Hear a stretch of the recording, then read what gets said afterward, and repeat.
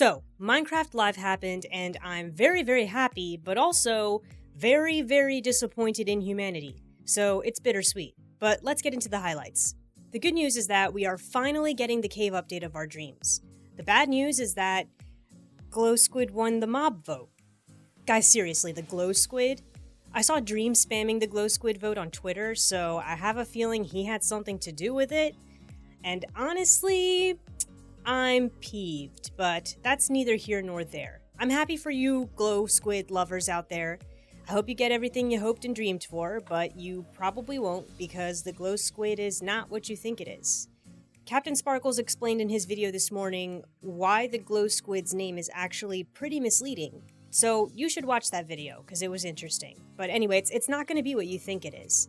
Also, I think I was right about Mojang wanting the Chillager to win, because on one occasion, they pretty clearly indicated they wanted to vote for the Chillager, and the other guy was really surprised when Glow Squid won. I was really not expecting that. So, I'm still very much convinced that they were disappointed with the results. But anyway, it's all done now. We can't take it back. Rip Chillager, you will forever live in my heart. I really want to talk about this 1.17 update though, because seriously, it's everything I ever hoped for. I remember saying in one of my Let's Plays that I wished Minecraft would do a bunch of things that I never thought would actually happen, and they literally addressed all of my wishes with this update. Seriously, I cried with happiness. Let me give you a quick rundown of what we're getting. First, I was right about the mountain update including caves. That was very smart of Mojang to do them both together, as it should be. Second of all, they said it took so long to do because they wanted to do it right. You can tell there was a lot of passion put into this update, and it really shows. Also, it was heartwarming when Agnes cried when she saw everyone's positive reactions to the cave update in the comments. It really shows the love they put into it. They said they wanted the cave update to be for all players and all different playstyles, and that really shows as well. So first, there are now cave biomes. For instance, we have the Lush Caves biome. You can find this biome by locating the new azalea tree on the surface and digging down to its roots. Down here you will find spore blossoms, which are big pink flowers that emit particles. If you place these flowers somewhere else, they will still emit particles, which will be good for creating certain ambiances in builds, and it's really just a cool decorative item. There are vines with berries on them, called glowberries. These are an edible light source. Drip leaf plants grow in the water, and you can stand on them like lily pads, but if you stand on them for too long, the leaf will collapse under you and you'll fall, which can create some very interesting scenarios with traps and parkour-related builds. There's also a new mob in this biome called the Axolotl, which is super cool because they're seriously so cute and underrated in real life, and they partially added them to bring awareness to their endangered state in the real world, which I really appreciate. The axolotl can be collected in a bucket and put into an aquarium. Additionally, they can follow you around to help you fight in the ocean, and more notably, in ocean temples.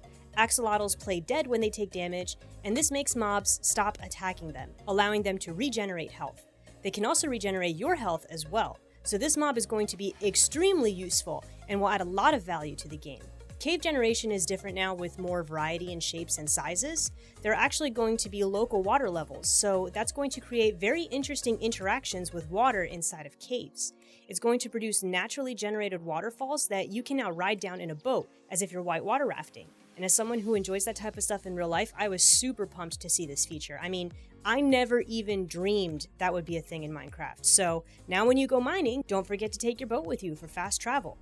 They actually said that the caves will have even more variation than the overworld now, so this is no small update. There are also going to be stalagmites and stalactites, which honestly is long overdue, and the stalactites drip just like real stalactites do. They can break, and it's unclear on whether or not they will hurt you if they fall on you, but if we're being realistic, they should in theory hurt you. You can put a cauldron under stalactites as well, and they will collect water, effectively giving you a renewable resource, which is great because I know what it's like to live underground and not have access to a decent body of water. There's a huge development with redstone in a biome that occurs in the deepest parts of the world. This redstone looks really spooky and is triggered by sound waves, effectively creating wireless redstone. This can be used to make a lot of cool traps and redstone contraptions.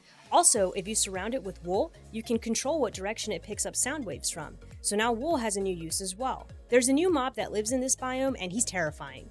His name is the Warden. He's blind and can track you with sound waves, so you have to stay quiet or he'll kill you. It was noted that even full netherite armor will not be enough on its own to stop it from killing you, so good luck with that. This is going to make mining a lot harder. Speaking of mining, the way ores generate will be different now too, although it's unclear whether or not this applies to all ores or just the new one we're getting.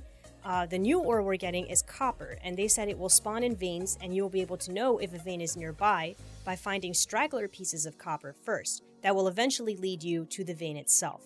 It's a lot like real mining, I assume. Copper can be used as a building block, and just like real copper, it will turn green over time, which can show the age of a building, and you can use it to craft a lightning rod. So now you don't have to be afraid that your wool house is going to burn down every time it storms. Going back to biomes, there seems to be a new crystal biome as well. They make very pretty wind chime sounds, and you can use them to craft telescopes in conjunction with copper. I really like the fact that we now have telescopes. I mean, Optifine lets you do that already, but now non-Optifine users can use this as well. And plus, it's just good from a role-playing perspective to have an actual item to use for zooming in. There will be goats in the new mountain biomes, and these goats can get mad at you and push you off a cliff. And they can also jump really high. This makes me wonder if they'll be able to jump over fences, which would create a very real-life type of scenario with these creatures. I mean, seriously, have you ever tried to keep a goat contained? It's a nightmare. Mountain generation will be much more dramatic, and there will be a lot more snow. There will also be a fake block of snow called powdered snow generated in this biome that you fall through if you step on it. This is a real thing that can happen to you in snowy mountains, so I really like that element of realism that you really have to be careful when walking through snow on a mountaintop. Now all we need is avalanches and we're all set. Another huge thing is the changes in the way we manage our inventory. We now have bundles, which allows us to place different types of items in the same inventory slot. Stack rules still apply, so I'm assuming you can only have one stack of stuff in each bundle, but now we'll be able to put all those weird items that we only have like one or two of together so that they're not taking up room in our inventory. And also, we now have archaeology in Minecraft. There will be dig sites throughout the world. In these dig sites, you will find artifacts, but you need to use a brush to uncover them.